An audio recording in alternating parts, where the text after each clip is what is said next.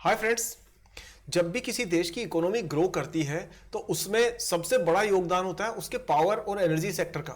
और दोस्तों, energy sector में electric energy, hydel energy, wind energy, solar energy, ये सब तो है, लेकिन सबसे बड़ा जो कंट्रीब्यूशन है वो पेट्रोलियम एंड गैस एनर्जी का होता है।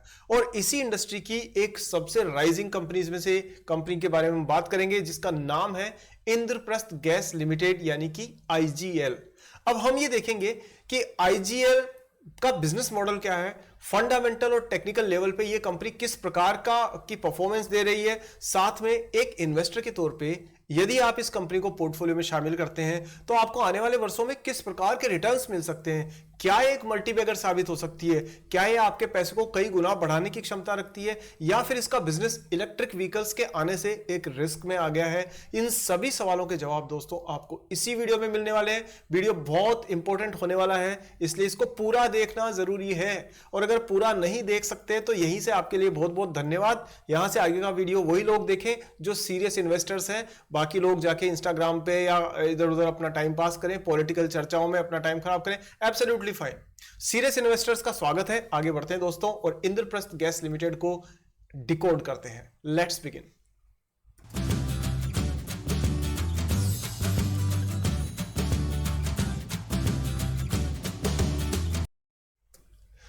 सबसे पहले हम इसका इंद्रप्रस्थ गैस लिमिटेड के बैकग्राउंड के बारे में जानते हैं और उसके बाद में इसके फंडामेंटल्स को देखते हैं। लेकिन हाँ, आगे बढ़ने से पहले दोस्तों, सबसे पहले इस वीडियो को आप अभी से लाइक कर दीजिए और चैनल को सब्सक्राइब करके बेल आइकन को ऑन कर दीजिए, क्योंकि ऐसी इंपॉर्टेंट वीडियोस मैं आपके साथ में शेयर करता रहता हूं।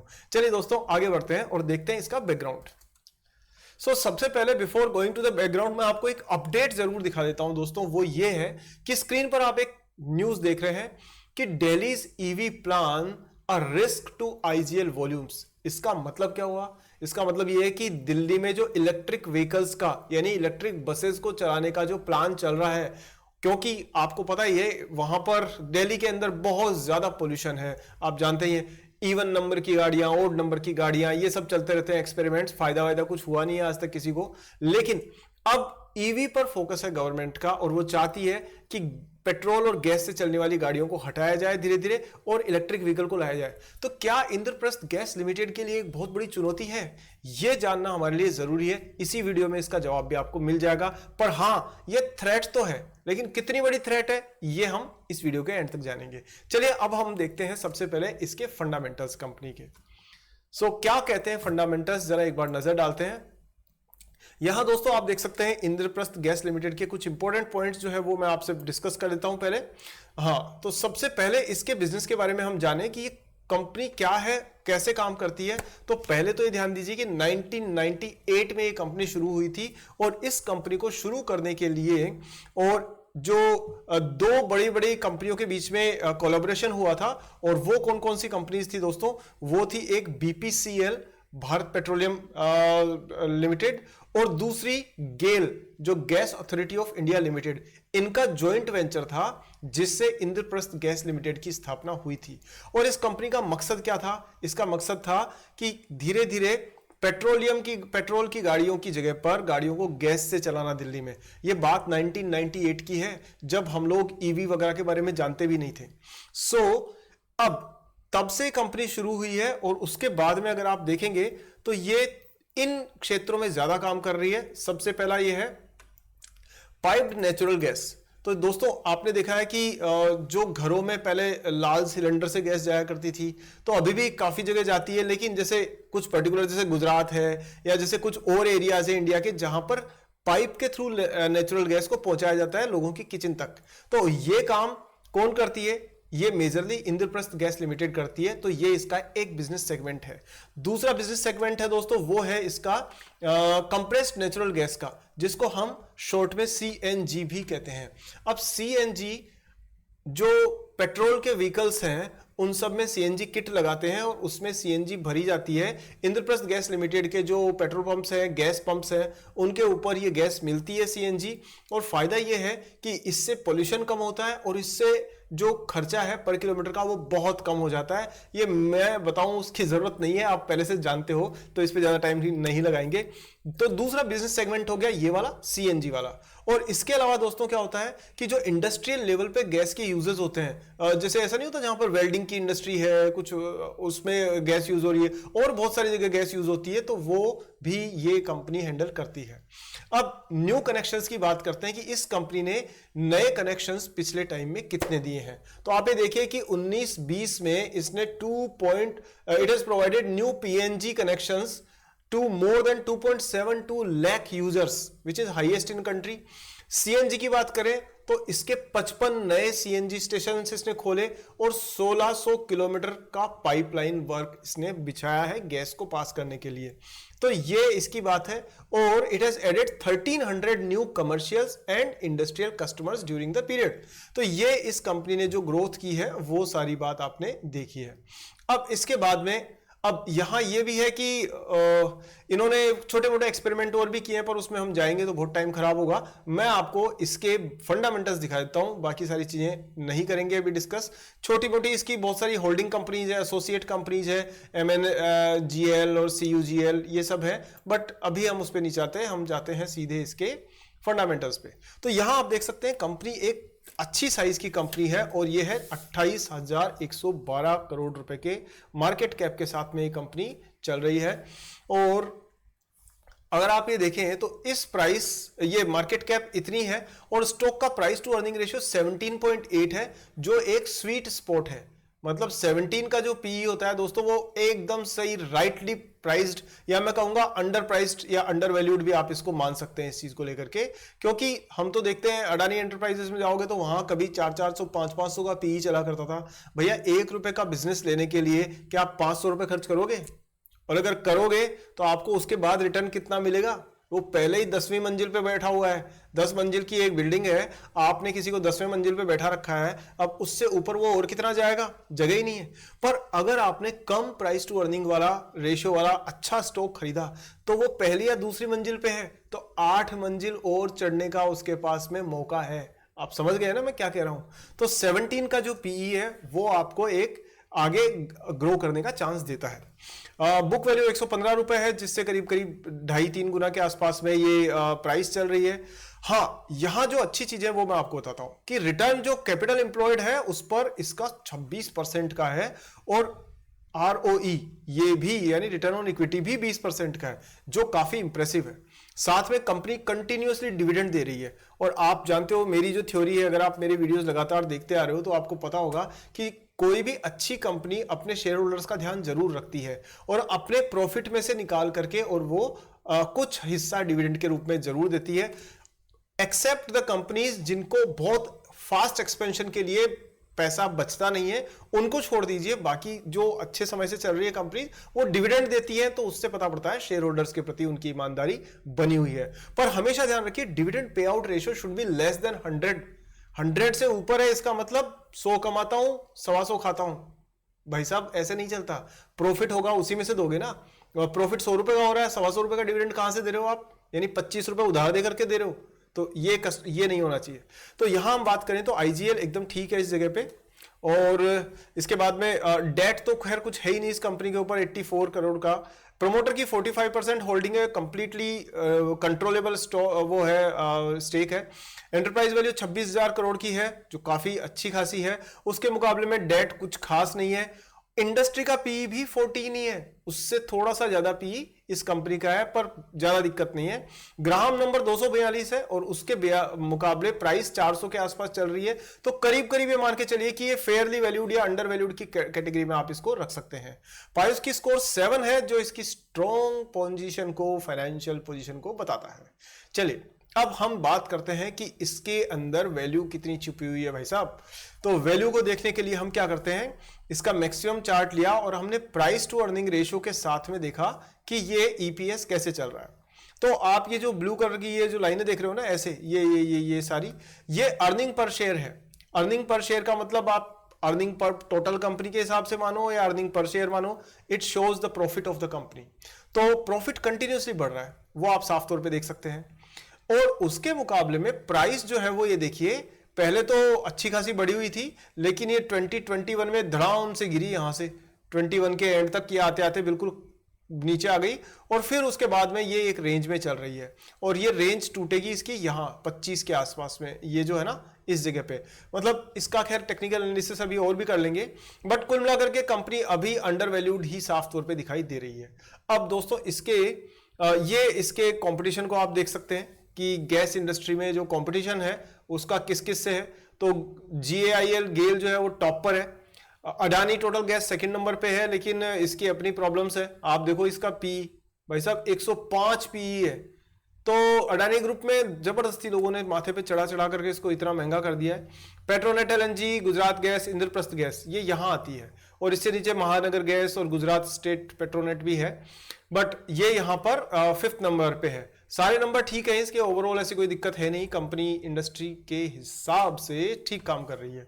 चलिए आगे हम चलते हैं और देखते हैं इसके क्वार्टरली रिजल्ट्स पे नजर डालते हैं। तो ये दोस्तों इसके लेटेस्ट क्वार्टरली रिजल्ट्स है जो मैं आपको दिखा रहा हूं। देखिए, तो जो पहला क्वार्टर था ना जून तक का, मतलब अप्रैल मई जून, ये जो अभी 2023 का था इसमें इसके रिजल्ट था ये, और उसके बाद में सितंबर में जो खत्म हुआ क्वार्टर उसका रिजल्ट है ये।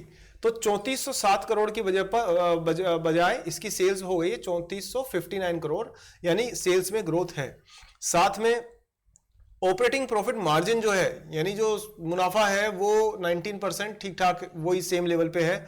अगर आप ध्यान दें प्रॉफिट आफ्टर टैक्स यानी नेट प्रॉफिट पे चलते हैं हम, तो 438 करोड़ की जगह पे ये 535 करोड़ हो गया है, यानी करीब करीब आप मान करके चलिए कि ये 20% के आसपास में प्रॉफिट इसका बढ़ गया है।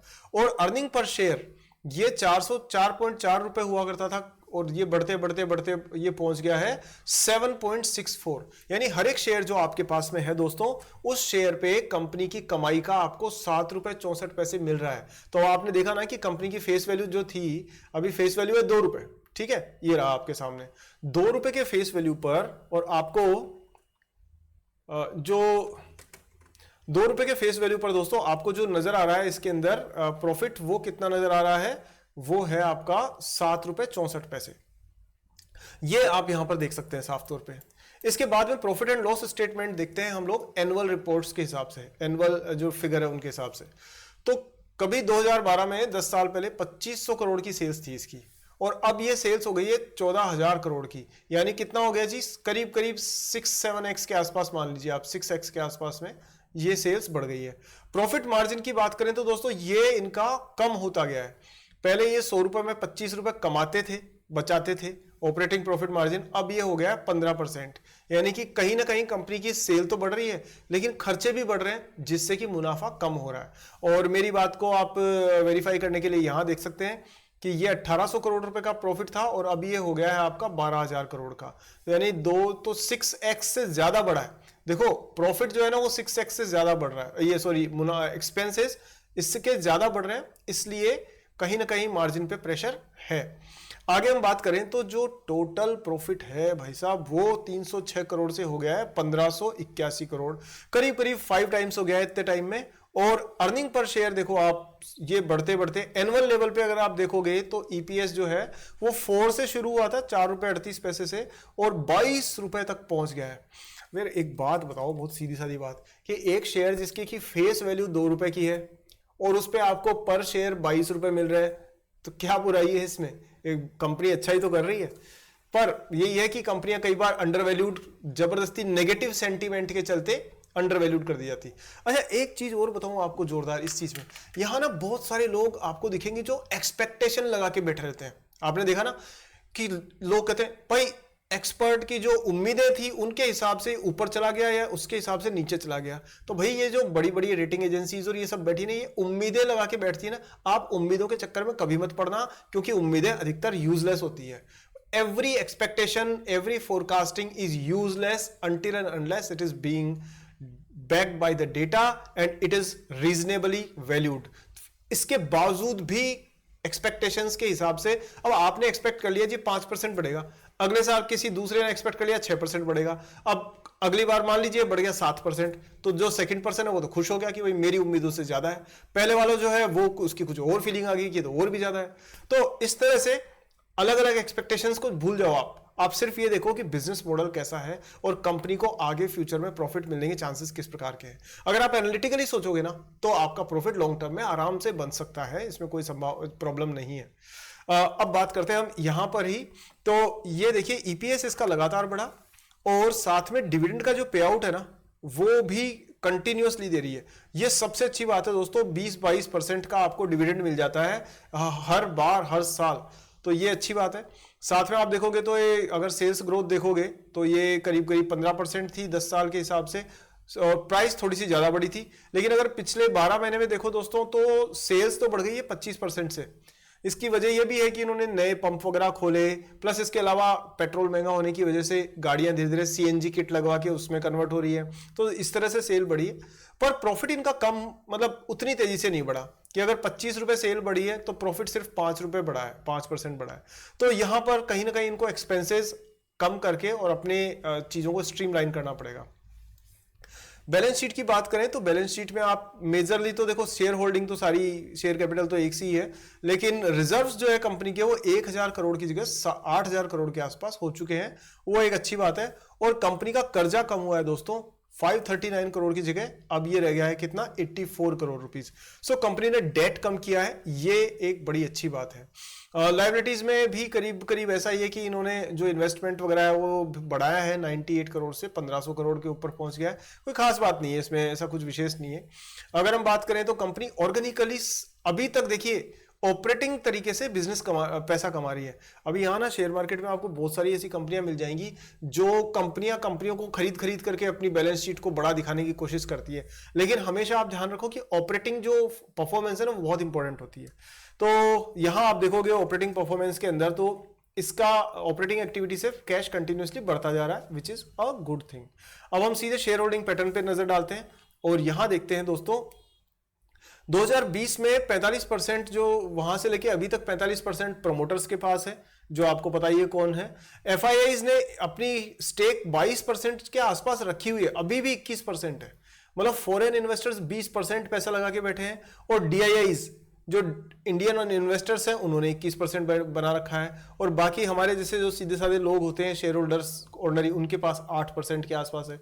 तो आप मान करके चलिए कि 100 रुपए के शेयर होल्डिंग में से भाई साहब 45% के आसपास जो है, 40-45% ये तो जो इन्वेस्टर्स हैं, बड़े इन्वेस्टर्स उनके पास हो गई, और 45% हो गई किसके पास में, ये हो गई प्रमोटर्स के पास में। और बाकी जो है उसमें छोटे मोटे छोड़ करके 7-8% हमारे आपके जैसे कॉमन इन्वेस्टर्स के पास में है। इसलिए हम जो सोचते हैं ना कि हमारे खरीदने से प्राइस बढ़ जाएगी, कम हो जाएगी, कुछ नहीं होने वाला ऐसा, क्योंकि मोटा माल जो है वो तो ये लोग लेके बैठे हैं। चलिए अब हम बात करते हैं दोस्तों इसके एक रेटिंग जो रिपोर्ट है उसको भी हम डिस्कस कर लेते हैं। तो क्या कहती है क्रेडिट रेटिंग एजेंसीज इस कंपनी के बारे में, ये हम जरा देख लेते हैं। तो ये भी जानना जरूरी है क्योंकि रेटिंग एजेंसीज से कंपनी के बिजनेस की स्ट्रेंथ का पता पड़ता है। तो क्विकली देखते हैं बिना टाइम खराब किए हुए, सीधा सीधा जल्दी से। ये देखिए केयर जो रेटिंग एजेंसी है उसने 12 सितंबर को, क्योंकि लास्ट यही अभी तक रिपोर्ट मिली मुझे, अभी अगली रेटिंग आई नहीं है, आएंगी तो मैं जरूर शेयर करूंगा। तो उस समय पे इसने AAA रेटिंग दी है इसके बैंक फैसिलिटीज को और बॉन्ड्स को, और उसका कारण ये है कि इन्होंने साफ तौर पे बताया कि भाई ये जो है ना आईजीएस फेवरेबल कस्टमर मिक्स, कि ये अलग अलग बिजनेस के कस्टमर्स को हैंडल कर रही है, कि घरों के किचन तक भी पाइपलाइन से गैस पहुंचा रही है। साथ में ये गाड़ियां जो है ऑटोमोबाइल सेक्टर उसमें भी सीएनजी किट्स लगा रही है। तीसरा इंडस्ट्री को भी ये गैस की जरूरत पूरी कर रही है। तो इस तरह से इसके पास एक कांस्टेंट मिक्स और एक डाइवर्स मिक्स ऑफ कस्टमर्स है। तो अगर एक तरीके के कस्टमर्स कोई प्रॉब्लम भी आती है तो दूसरे वाले से इसका बिजनेस चलता रहेगा। साथ में एनवायरमेंटली क्लीनर फ्यूल यूज करते हैं, जिसकी कि आने वाले टाइम में डिमांड बढ़ती जाने वाली है। देखो EV, wind power, solar power ये अभी बचपने में है, ये बढ़ेंगी लेकिन इतना जल्दी नहीं। अभी भी कोयला, पेट्रोलियम, गैस, इसकी बहुत वर्षों तक जरूरत पड़ती रहने वाली है, क्योंकि ये मेजर सोर्स ऑफ एनर्जी है। तो इसलिए रेटिंग एजेंसी का कहना है कि भाई कोई प्रॉब्लम नहीं है और ये आगे भी कंटिन्यूसली बढ़ती रहेगी इस हिसाब से। और इसलिए सारी चीजों को कंसिडर करके इन्होंने इसको कहा है कि भाई कंपनी ठीक है, आउटलुक इसका स्टेबल है, और ये बताया है कि भाई इसकी स्ट्रेंथ क्या है। सबसे बड़ी बात यह है कि स्ट्रॉन्ग एंट्री बैरियर्स है with infrastructure exclusivity in the authorised gas. अब इसका मैं जरा आपको थोड़ा सा जल्दी से मतलब बताता हूं। ये ना दोस्तों एक मोट होती है, MOAT, मोट का मतलब कॉम्पिटिटिव एडवांटेज, कि वो जिसको कोई आसानी से दूसरी कंपनी कॉपी नहीं कर सके। अब IGL के पास में जो गैस स्टेशन इसने लगा रखे हैं और जो पाइपलाइंस इसने सेट कर रखी है, तो वो किसी दूसरे कॉम्पिटिटर के लिए जल्दी से करना बहुत मुश्किल है। इसलिए इस कंपनी को कोई थ्रेट नहीं है कंपटीशन की, मतलब बहुत कम थ्रेट है इसको लेकर के। तो इसलिए ये स्ट्रॉन्ग इसका पॉइंट है, इसके अंदर ये मोट है। फिर यह है कि नेचुरल गैस जहां से इसको लेनी है उनसे इसने टाई अप बहुत क्लियरली कर रखा है, कोई प्रॉब्लम नहीं है गैस सोर्स करने में। और बाकी सारी चीजें देखें, स्ट्रॉन्ग फाइनेंशियल रिस्क प्रोफाइल है, क्योंकि इन्होंने डेट अपना कम कर ही लिया है, तो ओवरऑल कोई ऐसी दिक्कत नहीं है। अब इसके बाद में पेरेंटेज स्ट्रॉन्ग है, क्योंकि BPCL और आपके गेल उन सब की बैकिंग है इसके पीछे। वीकनेस ये है कि मान लीजिए नेचुरल गैस अवेलेबिलिटी का प्रॉब्लम हुआ, भाई ये भी तो हो सकता है ना, क्यों नहीं हो सकता। अभी इजराइल और हमास के बीच में युद्ध चलते हुए अगर मान लीजिए कि वहां से गैस की और पेट्रोलियम की अगर सप्लाई कम हो जाती है, तो फिर तो इस कंपनी के लिए माल खरीदना मुश्किल हो जाएगा ना, तो तब इसके साथ में थोड़ी सी रिस्क हो जाएगी। लेकिन ये जियोपॉलिटिकल रिस्क बहुत बड़ी नहीं है, होती है, और ये मैनेज हो जाती है आमतौर पर। बट ये एक रिस्क वाली बात इन्होंने बताई है। साथ में यहां आप देख सकते हो कि कंपनी का टोटल जो रिजल्ट्स है वो क्या है, कि ये इन्होंने ऑपरेटिंग इनकम डबल कर ली है, एक साल में डबल की है, लेकिन जो शुद्ध मुनाफा है वो 1300 से सिर्फ 1400 करोड़ ही हुआ है। यानी कहीं ना कहीं इनको खर्चे मैनेज करने बहुत जरूरी है, और उसी से इस कंपनी की ग्रोथ होने वाली है। तो बिजनेस मॉडल को कोई रिस्क नहीं है। अब आपके स्क्रीन पर कुछ मैं इसके जो नंबर्स हैं वो भी एक बार जल्दी से दिखा देता हूं, कि भाई देखिए परफॉर्मेंस किस तरीके की है कंपनी की।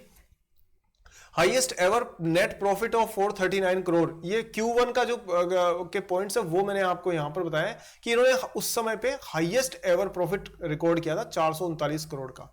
और ये कंपनी की जो ट्रांसक्रिप्ट होती है कॉल की, उसी से निकाले हुए नंबर्स हैं। अब देखिए मैं आपको एक छोटी चीज और बताता हूं, जिससे आपको बहुत कुछ सीखने को मिलेगा, कि जब कंपनियां रोना रोने लग जाए ना, ये तो रोना रोने लग जाए तो समझ लीजिएगा कि कुछ ना कुछ कंपनीज की बस की बात नहीं है, इसलिए वो रोना रोना शुरू कर रही है। एक सेकेंड ना, अब यहां क्या रोना रोया जा रहा है कि impact of floods and extended winter in Delhi affected.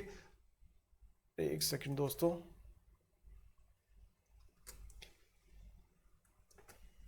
कि ये कह रहे हैं जी दिल्ली में फ्लड आ गई, बाढ़ आ गई, सर्दियां बढ़ गई, इसलिए हमारी परफॉर्मेंस उतनी अच्छी नहीं रही, ये इनका कहना है।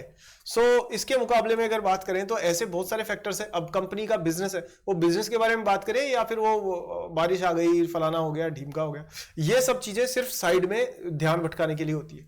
तो एक इंटेलिजेंट और स्मार्ट इन्वेस्टर के तौर पे आपको हमेशा पता होना चाहिए कौन सी चीज आपके काम की और कौन सी चीज आपके काम की नहीं है। और मैं विश्वास दिलाता हूं कि मेरे चैनल पर आप लगातार वीडियो देखते रहोगे तो बहुत क्लियरली आप एक बहुत स्मार्ट इन्वेस्टर बन जाओगे। दोस्तों कैसा लगा आज आपको वीडियो? लंबा तो जरूर हो जाता है, इसमें तो कोई शक ही नहीं है। और मैं क्या करूं, मैं कोशिश करके भी जरूरी चीज को कट नहीं कर सकता, वरना मुझे लगता है आपके साथ ये इनजस्टिस होगा। तो आप इसको 2x पे 1.5x पे वीडियो को देख लो, या घुमा घुमा के 2-3 बार देख लो, वो आपकी चॉइस है। दूसरी चीज ये दोस्तों कि अगर इस वीडियो में आपको कुछ अच्छा लगा तो मुझे जरूर बताइए कमेंट सेक्शन में, और इस वीडियो को शेयर जरूर करिए। और ये बार बार मैं इसलिए कहता हूं क्योंकि शेयर करने से अच्छी जानकारी आपके दोस्तों, रिश्तेदारों, कलीग्स के पास पहुंचेगी। हो सकता है कोई इधर उधर गलत कंपनी में पैसे लगाने से बच जाए और दिल से आपको धन्यवाद कहे। पता है ना आपको, कभी आपकी गाड़ी खराब हो जाती है और अचानक से कहीं से कोई आदमी मदद के लिए आ जाता है तो वो भगवान के बराबर दिखता है। तो ऐसे आप किसी का घाटा बचा सकते हो, वो दिल से दुआएं देगा आपको। तो शेयर जरूर करिए, व्हाट्सएप, टेलीग्राम, इंस्टाग्राम, जहां जहां भी कर सके, सभी ग्रुप्स में। सेकंड चीज दोस्तों ये है कि वीडियो को लाइक नहीं किया तो अभी लाइक करिए, मेरा उत्साह बढ़ेगा। और चैनल को सब्सक्राइब करके बेल आइकन को ऑन कर दीजिए। और मैं मिलता हूं आपसे अगले वीडियो में जल्दी ही। जय हिंद।